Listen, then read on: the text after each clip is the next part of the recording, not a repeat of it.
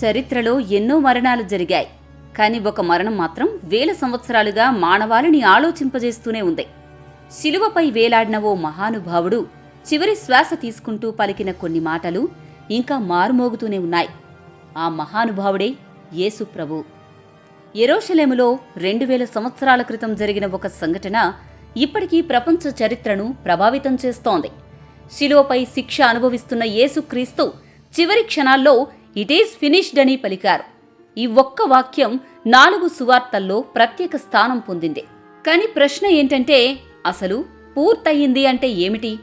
చరిత్రకారుల ప్రకారం ఆ మాటలు ఓడిపోయిన మనిషి పలికినవి కావు. ఆ కాలంలో ఇట్ ఈజ్ ఫినిష్డ్ అనే పదాన్ని ఒక పని పూర్తిగా విజయవంతంగా ముగిసినప్పుడు ఉపయోగించేవారు.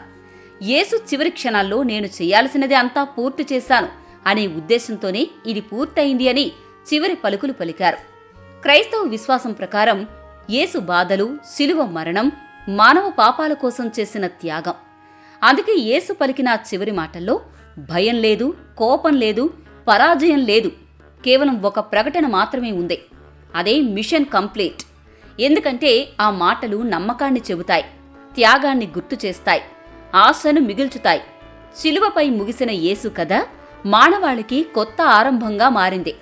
ఇది పూర్తయింది అని యేసు పలికిన మాటలు ఒక వ్యక్తి మరణానికి ముగింపు కాదు, ఒక విశ్వాసానికి ఆరంభం. ఇదే యేసు ప్రభువు చివరి మాటల వెనుక ఉన్న అసలు రహస్యం.